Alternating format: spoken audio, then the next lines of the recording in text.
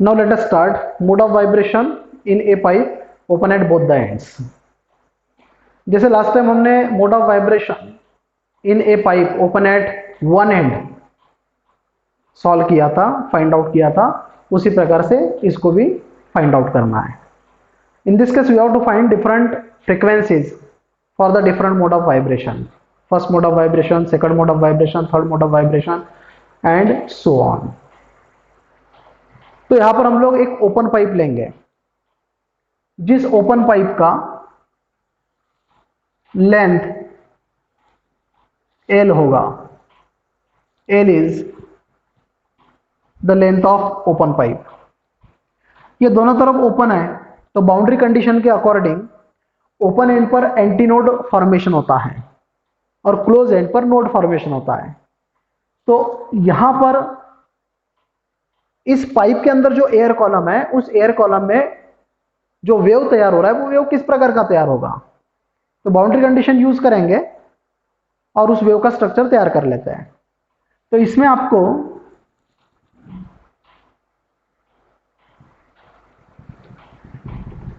इस प्रकार का वेव मिलेगा. दोनों तरफ एंटी नोड बन गया, यहां पर एक एंटी नोड बन गया, यहां पर एक एंटी नोड बन गया और बीच में एक नोड बन गया. According to the property of stationary wave, the distance between antinode and node is lambda by 4 and in this case also node और एंटी नोड के बीच का distance lambda by 4. This is the first mode of vibration, so here you have to take the lambda 1. This is first mode of vibration.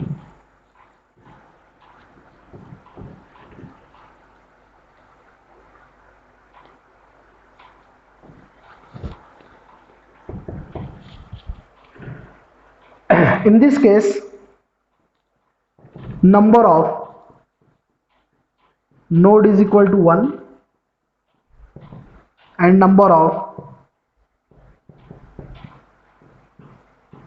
Antinodes is equal to 2. Number of node 1 है, number of antinodes 2 है.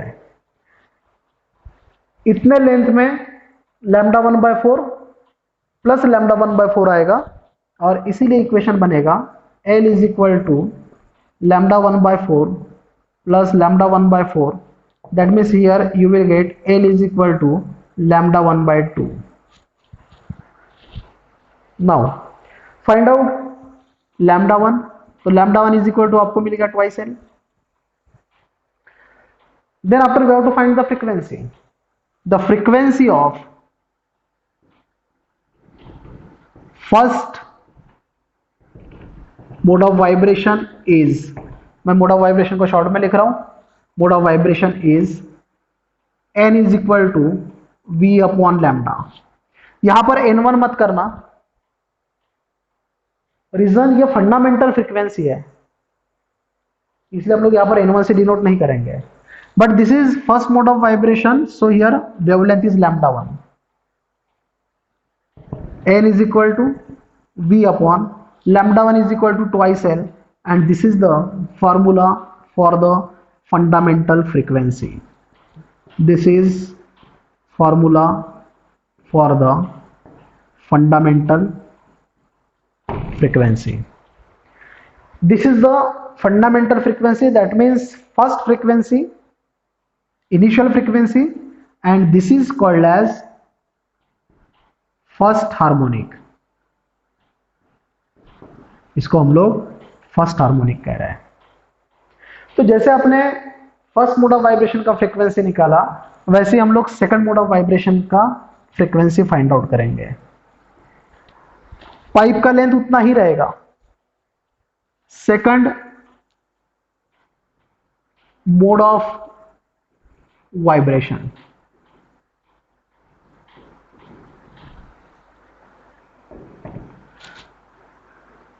this is the open pipe, open at both the ends. This is the length of pipe. तो यहां पर यह first mode था, तो second mode में एक वेव बढ़ जाएगा, मतलब ऐसा आ जाएगा.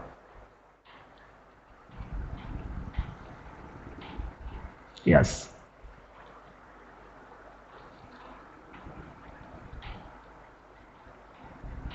इस प्रकार से this is antinode, this is node, antinode, node and this one is antinode. तो एंटीनोड नोड के बीच का डिस्टेंस लैम्डा बाय 4, दो नोड के बीच का डिस्टेंस लैम्डा बाय 2 और नोड और एंटीनोड के बीच का distance lambda by 4। This is the wavelength corresponding to the second mode of vibration. So here you have to take lambda 2 and lambda 2. Now number of nodes is equal to 2, number of antinodes is equal to 3 and length is equal to lambda 2 by 4 plus this is lambda 2 by 2 and this is again lambda 2 by 4. Now this becomes lambda 2, lambda 2 by 4 plus lambda 2 by 4 lambda 2 by 2 हो जाएगा, lambda 2 by 2 plus lambda 2 by 2 ये lambda 2 हो जाएगा। That means in this case lambda 2 is equal to L. Now find out the frequency of second mode of vibration. The frequency of second mode of vibration is frequency denoted by now N1. This is the fundamental frequency, so denoted by N. This is the this is the frequency corresponding to second mode of vibration. Now it is denoted by N1, but in this case lambda is denoted by lambda 2. That means wavelength is denoted by lambda 2. Now N1 is equal to V. What is lambda 2? L. This equation can be written as 2 V upon twice L. That means here you have to multiply and divided by 2. तो ये V upon twice L जो है वो equation 1 के हिसाब से fundamental frequency हुआ और आपको मिल गया यहाँ पर N1 is equal to twice L. Now this is equation number 2. यहां पर देखो 1 लगा हुआ है and hence this is called as first overtone और यहां पर 2 लगा हुआ है किसके साथ में? फंडामेंटल फ्रीक्वेंसी के साथ में, मतलब फंडामेंटल फ्रीक्वेंसी 2 टाइम्स आ रहा है and this is called as the second harmonic. It is called as second harmonic. तो इस प्रकार से फंडामेंटल फ्रीक्वेंसी हो गया V अपॉन ट्वाइस एल और first mode of second mode of vibration का फ्रीक्वेंसी हो गया ट्वाइस एल. अब इसी प्रकार से हम लोग थर्ड मोड ऑफ वाइब्रेशन का फ्रीक्वेंसी निकाल के देख लेते हैं और उसके बाद में फिर देखेंगे कि कौन से हार्मोनिक्स प्रेजेंट है. ऑड हार्मोनिक्स प्रेजेंट है कि इवन हार्मोनिक्स प्रेजेंट है कि सभी हार्मोनिक्स प्रेजेंट है, वो हम लोग देख लेंगे और साथ साथ में हम लोग पिथ और टोन के लिए फार्मूला फाइंड आउट करेंगे. नाउ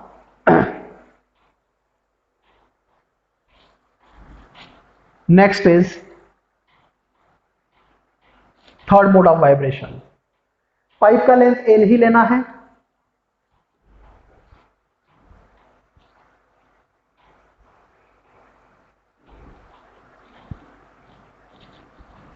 यहां पर हमने एक वेव बढ़ाया था, अब आप लोग 2 वेव बढ़ा दो.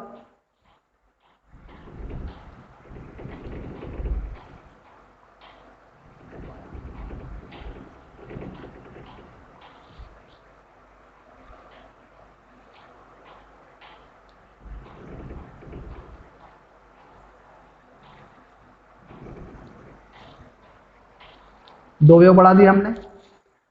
Anti node, this is node, anti node, this is node, anti node, this is node and this is anti node. Anti node और नोड के बीच का डिस्टेंस लैम्डा बाय 4, दो नोड के बीच का डिस्टेंस लैम्डा बाय 2, अगेन दो node के बीच का डिस्टेंस लैम्डा बाय 2, फिर नोड और एंटी नोड के बीच का distance lambda by 4. This is for the third mode of vibration, so this is lambda 3. Number of nodes is equal to 1 2 3, यहां पर 3 कर दो. नंबर ऑफ एंटी नोड 1 2 3 4, यहां पर 4 कर दो, तो L इज इक्वल टू क्या बनेगा, therefore L is equal to lambda 3/4 plus lambda 3/2 plus lambda 3/2 plus lambda 3/4। तो ये लैम्डा 3/4 और लैम्डा 3/4, ये लैम्डा 3/2 हो गया, lambda 3/2 plus lambda 3/2 plus lambda 3/2, ये बन गया आपका L is equal to 3 times lambda 3/2, and in this case now we can find out the formula for lambda 3। तो lambda 3 यहां पर क्या हो जाएगा, ये जो lambda 3 क्या हो जाएगा, twice L divided by 3, that means this lambda 3 is equal to twice L divided by 3। The frequency of third mode of vibration is V upon lambda 3। Now this is denoted by frequency n2, तो n2 is equal to V upon lambda 3, तो V lambda 3 के जगह पर आ जाएगा twice L upon 3, 3 ऊपर चला जाएगा, तो यहाँ पर n2 is equal to 3 times V upon twice L। What is V upon twice L, तो ये अपना इक्वेशन नंबर 1 हो गया, एंड इक्वेशन नंबर 1 मतलब ये fundamental frequency, and this fundamental frequency is denoted by n, so equation becomes n2 is equal to 3 times n, and this is equation number 3। Equation number 3 हो गया। अब जब आप fundamental frequency के बाद में n1 निकाल रहे हो तो ट्वाइस n मिल रहा है, n2 निकालोगे तो थ्राइस n मिल रहा है। तो जब आप सिमिलर वे में इसको हटा देते यहां से, जब आप सिमिलर वे में n3 निकालो, हाँ सॉरी n3 तो निकाल लिए क्या, नहीं n3 निकालने का है, n2 निकल गया तो n3 निकालो। तो सिमिलर वे में n3 अगर निकालोगे तो 4n होगा, n5 निकालोगे, सॉरी n4 निकालोगे तो 5n होगा, n5 निकालोगे तो 6n होगा। इसका मतलब क्या हो रहा है, ये कौन सा ओवरटोन है, दिस इज सेकंड ओवरटोन, इसको हम लोग सेकंड ओवरटोन कहते हैं। ये 3 क्या है, ये थर्ड हार्मोनिक है। आपको फर्स्ट हार्मोनिक भी मिला था, यहां सेकंड हार्मोनिक भी मिल रहा है, और यहां पर यह थर्ड हार्मोनिक भी मिल रहा है। इसका मतलब फर्स्ट और थर्ड मिल रहा है, मतलब आपको ऑड हार्मोनिक्स मिल रहा है। सेकंड मिल रहा है, इसका मतलब आपको इवन हार्मोनिक मिल रहा है। 4 मिल रहा है मतलब इवन मिल रहा है, 5 मतलब ऑड, 6 मतलब इवन। इसका मतलब क्या हुआ, आपको सभी हार्मोनिक्स मिल रहे हैं, odd as well as even. लेकिन जब आप पीथ ओवरटोन के लिए फार्मूला बनाओगे, this is the third overtone, fourth overtone, fifth overtone, fourth harmonic, fifth harmonic, sixth harmonic. तो यहाँ पर 3 है तो यहाँ 4 है, यहाँ पर 4 है तो यहाँ पर 5 है, यहाँ पर 5 है तो यहाँ पर 6 है, तो यहाँ पर P है तो यहाँ पर P+1 हो जाएगा, खत्म। ये हो गया frequency of, this is the frequency of pith overtone. इसका मतलब आपको अगर क्वेश्चन आया है, न्यूमेरिकल क्वेश्चन आता है कि 20th ओवरटोन के लिए फ्रीक्वेंसी फाइंड आउट करो, तो P के जगह पर 20 रखो, ये 20+1 मतलब 21 हो जाएगा, मल्टीप्लाई हो जाएगा फंडामेंटल फ्रीक्वेंसी के साथ। फंडामेंटल फ्रीक्वेंसी का वैल्यू गिवन रहेगा, मतलब आपको मेन ये फार्मूला यूज करना पड़ेगा, और उसके लिए कंडीशन देखना पड़ेगा कि पाइप दोनों तरफ ओपन है, कि एक तरफ ओपन है या दोनों तरफ क्लोज है। तो किस कंडीशन, कौन सी कंडीशन दी है, उस कंडीशन के अकॉर्डिंग आप पीथ ओवरटोन के लिए फार्मूला यूज कर लो, तो आपको उस ओवरटोन का फ्रीक्वेंसी मिल जाएगा। In this case,